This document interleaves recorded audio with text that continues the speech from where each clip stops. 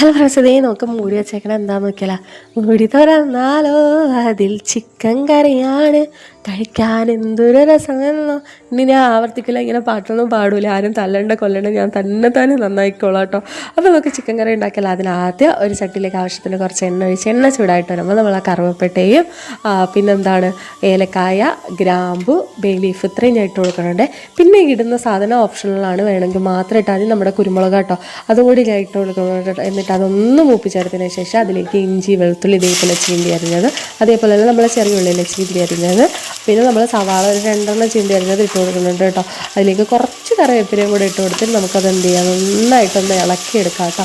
നന്നായിട്ട് ഇളക്കി അതൊന്ന് വാടി വരുന്ന സമയം എന്ന് പറയുമ്പോൾ ഈ ഒരു സെറ്റപ്പിൽ കിട്ടണം കേട്ടോ. ആ ഒരു ടൈമിൽ നമുക്ക് ഇതിലിടാനുള്ള മസാല ഇടാം. അതിന് ആവശ്യത്തിനുള്ള മഞ്ഞൾപ്പൊടി, കുരുമുളക് പൊടി, പിന്നെ എന്തിട്ടാണ് കുറച്ച് മുളക് പൊടി ഇട്ടിട്ടുണ്ട്. മുളക് പൊടി ഭയങ്കര എരിവാണേ. പിന്നെ ഈ പച്ചമുളക് ഇടാൻ എപ്പോഴും മറക്കും. അപ്പോൾ പച്ചമുളകും തക്കാളിയും കൂടി ഇട്ട് കൊടുക്കുന്നുണ്ട്.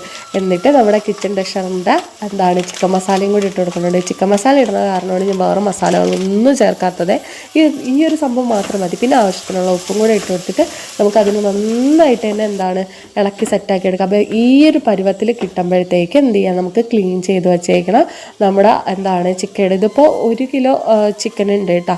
അപ്പോൾ ആവശ്യത്തിനുള്ള ചിക്കൻ ഇട്ട് കൊടുത്തിട്ട് നമുക്ക് എന്ത് ചെയ്യാം, നന്നായിട്ട് തന്നെ ഇളക്കിയെടുക്കാം കേട്ടോ. ആ മസാലയൊക്കെ അതിൽ പിടിക്കുന്ന രീതിയിൽ നല്ല രീതിക്ക് നമുക്ക് ഇളക്കിയെടുക്കാം കേട്ടോ.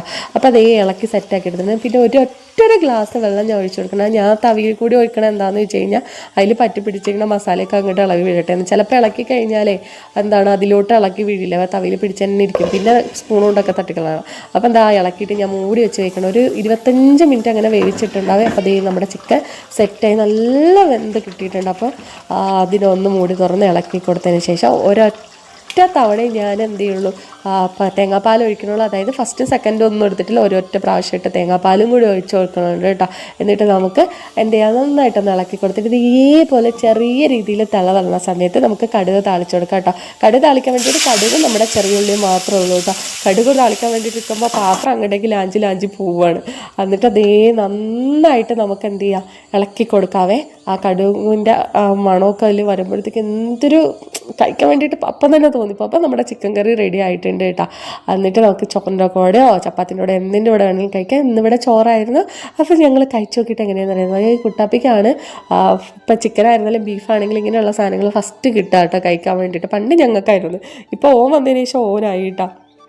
അപ്പോൾ കഴിച്ച് നോക്കിയിട്ട് ഓന് ഭയങ്കരമായിട്ട് ഇഷ്ടപ്പെട്ടിട്ടുണ്ട്. എൻ്റെ ഇടയിൽ ഒരു എല്ല് കുടുങ്ങിയിട്ട് അതെടുത്ത് മാറ്റുള്ള തന്ത്രപ്പാടാണ് നിങ്ങൾ കാണുന്നത്. അപ്പോൾ ഇന്നത്തെ വിശേഷം എന്ന് പറയുന്നത് ഇത്രയേ ഉള്ളൂ. Tata bye.